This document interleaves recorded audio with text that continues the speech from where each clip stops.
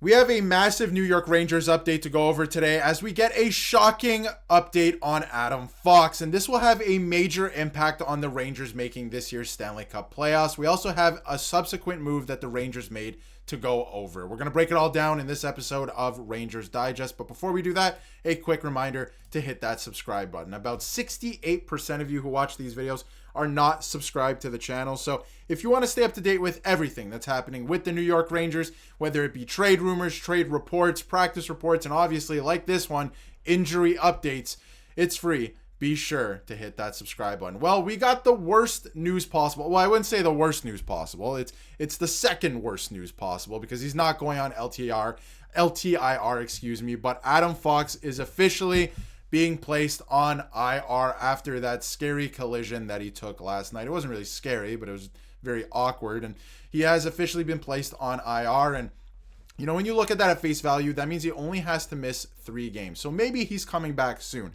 But by all reports, and we'll get to that in a second, they did make a subsequent move.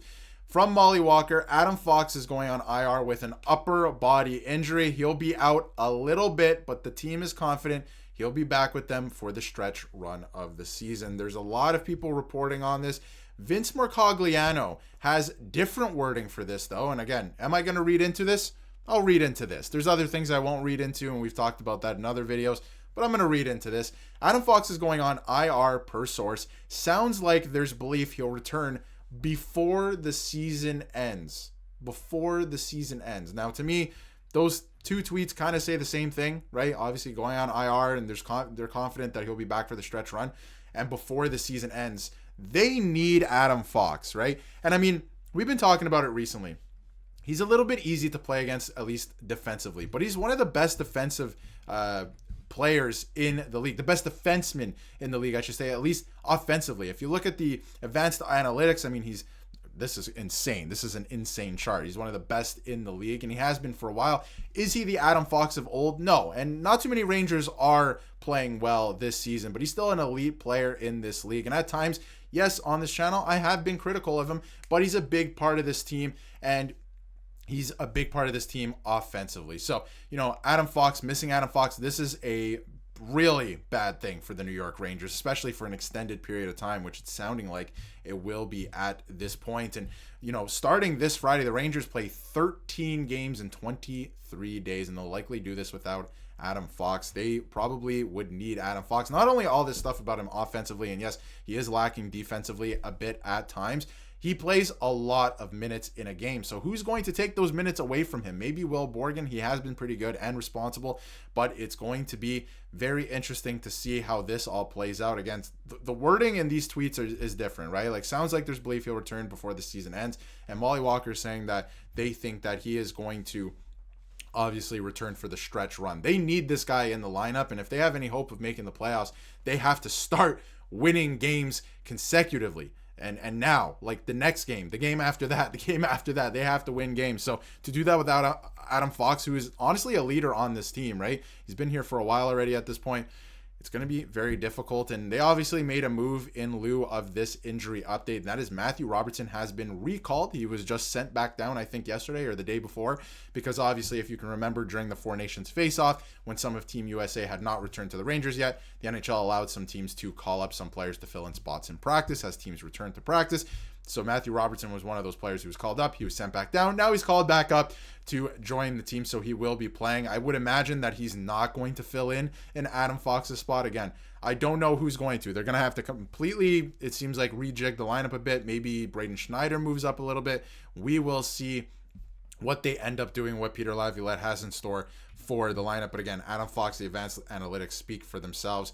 They are going to be hurting without this guy. He's a big part of this team. And yes, he hasn't had the greatest season by his standards, but at the same time, I mean, this is a big part of your team. And, you know, he was suplexed in the slot last night. And yes, it was called a penalty, but now you're missing one of your best players for what seems like a bit of an extended period of time. And to add to that too, we have not gotten an update on Keandre Miller.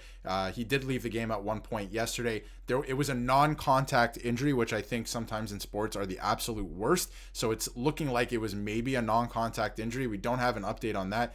did leave the game, wasn't on the bench or anything like that. So it's going to be interesting to see if we get an update on K'Andre Miller as well. Braden Schneider was banged up in that game last night. It was a physical one. The Rangers laid a lot of hits. We went over that in a video earlier today. So, oh man, it's going to be interesting to see what the Rangers do down the stretch here without Adam Fox, because like I said, a couple of these tweets are different, right? Adam Fox is going on IR with an upper body injury, and he'll be out a little bit, but the team is confident he'll be with them for the stretch run of the season versus Vince's. Sounds like there's belief he'll return before the end of the season. So big difference there. Is he going to return right before the end of the season in time to join them for the playoffs if they make the playoffs, or is he going to join them for the run on the way to the playoffs to try and make the playoffs? Because I would argue that's right now. We're heading into March right now. The season ends around the end of April. The stretch run is right now. They have to win games consecutively. So it's going to be very interesting. I am interested to see what Matthew Robertson is going to do with this team as well, and what role he's going to be given, because, the fact of the matter is, and we've talked about it a lot, we've mentioned, Brendan Othman and how he's played as of late, and obviously had some interesting quotes that we went over in another video as well. Peter Laviolette is not a coach that, is able to develop young players. We know that, right? We know that he works better with guys who are more established, teams that are ready to win. So I think it's going to be interesting when you feed a guy like Matthew Robertson, who's just been recalled, to Peter Laviolette, what he's going to be able to do with a player like that. And if he puts him in a position to succeed, I think that you have to with this player. And again, I think he's on his way to being a pretty effective NHLer, an everyday NHLer. I think the Rangers as an organization have had a very hard time, we know, developing young talent. So I want to see what they're able to do with this player right now, what he's able to bring to the table for the Rangers right now, because this is a great opportunity.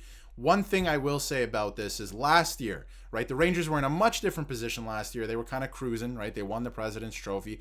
Jacob Trouba went down with an injury before the playoffs as well. They lost a defenseman. And Zach Jones came into the lineup for roughly 30 games there, and he played amazing. He was given an opportunity, and he took control of that opportunity. This league is about opportunities like that. So I want to see what Matthew Robertson can do with this opportunity.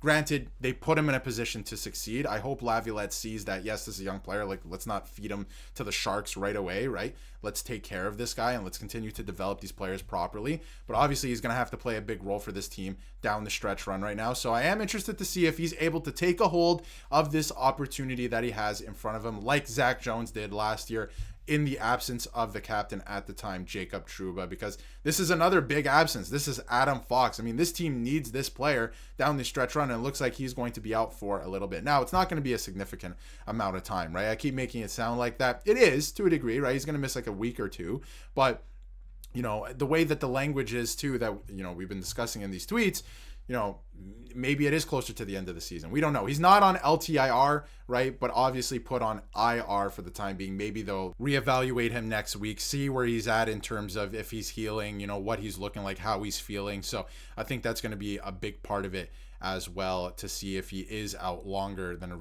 initially expected, because honestly, they haven't really said much here. He's on IR. He's not on LTIR, so we know it's not going to be, a significant amount of time, or at least a month, let's say. So that is good news, but he's going to miss at least 3 to 4 games at this point. It sounds like it could be a little bit longer than that. So let me know what you think in the comments. Hopefully we get some more clarity over the next day or two, and I'll definitely have a follow-up to this tomorrow if we get some more news on, Adam Fox, K'Andre Miller as well. Braden Schneider was banged up. Obviously, they're going to have practice. They're going to be playing the Toronto Maple Leafs on Friday, so I will be here for any updates on that. But let me know in the comments what you think about Adam Fox getting hurt. Obviously, took that suplex in the slot, but hopefully it's nothing too serious, and maybe he only misses a little amount of time here, and he's able to join the team for the stretch run. They didn't seem, by all accounts, the messaging from the team, at least through the reporters and the B reporters like Molly Walker and Vince Mercogliano, was that they're not too concerned about it, but obviously the language was different in those tweets, and I'm going to read into it a little bit this time around. But let me know what you think in the comments, and if you haven't yet, hit that subscribe button so you can stay up to date with everything New York Rangers.